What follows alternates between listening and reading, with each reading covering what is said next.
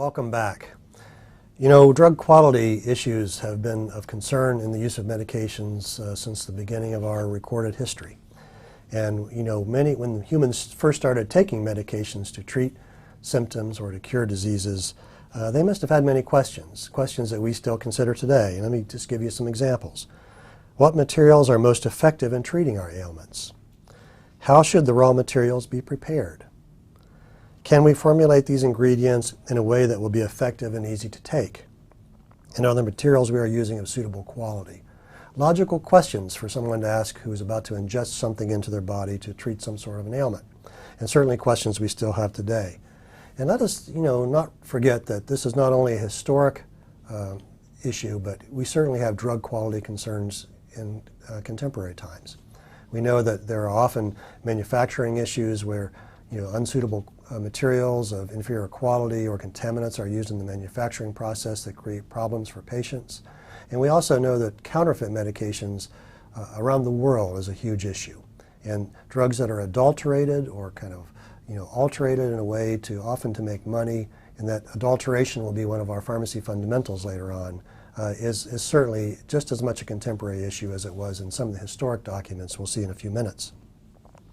So I want to think with you for the next few minutes about some historic pharmacopoeias. And here we have a pharmacy fundamental term in green, pharmacopoeia, an official listing of medicinal drugs with standards for their preparation and use, and we'll describe that a little bit more fully here in a few minutes.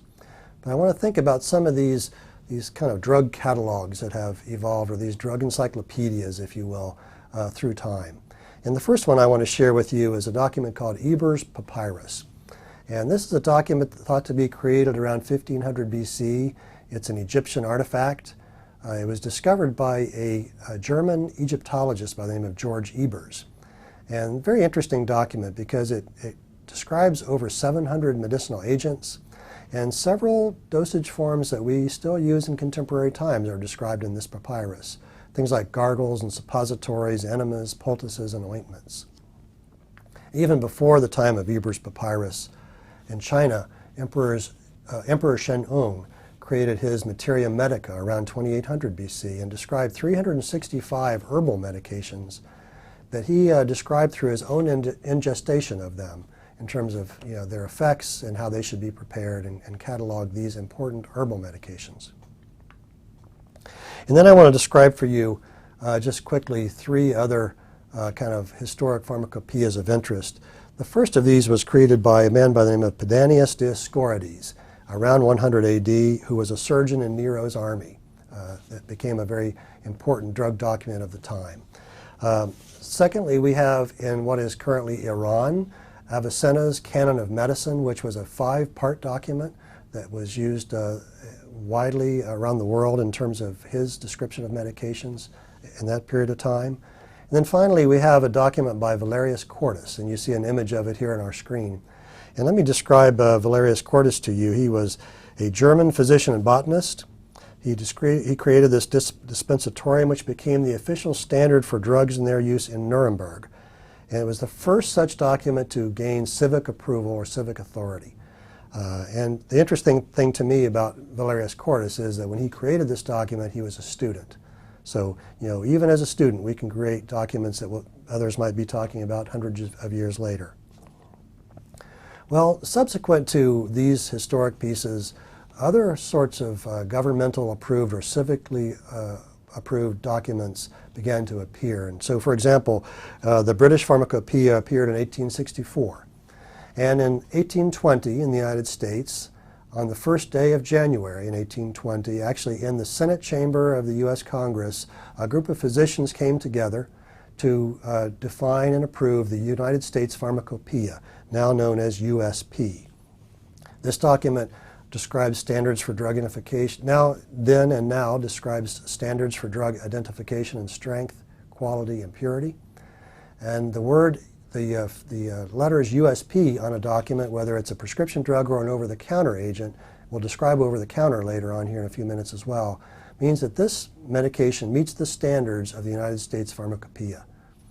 And I want to read one brief quote to you, just a few words. This first pharmacopoeia in 1820 that was that was described by and approved by these physicians in Washington contained 217 drugs. And the quote was, "the most fully established and best understood medications of the time." Well, let me fast forward to you to 2012.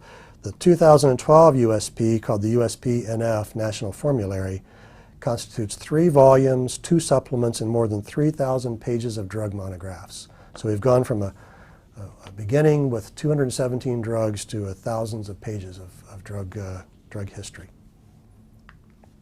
So let's look at our pharmacy fundamentals. First, pharmacopoeia, official listings of medicinal drugs with standards for their preparation and use. Second, adulteration, which means to corrupt, debase, or make impure by the addition of a foreign or inferior substance or element, especially to prepare for sale by replacing more valuable with less valuable or inert ingredients. If I adulterate a product, maybe I water it down to try to make money, is a simple way to think about that. And then over-the-counter. These are medications approved by the Food and Drug Administration, FDA, whom we will study in much more detail later on, for use without a prescription. They're non-prescription drugs. Here's the question I'd like you to think about on our discussion forums related to pharmacopoeias. And that is, are counterfeit drugs still a significant problem in the 21st century? I'd like to hear your thoughts and have you share your thoughts with your classmates about that question. See you next time.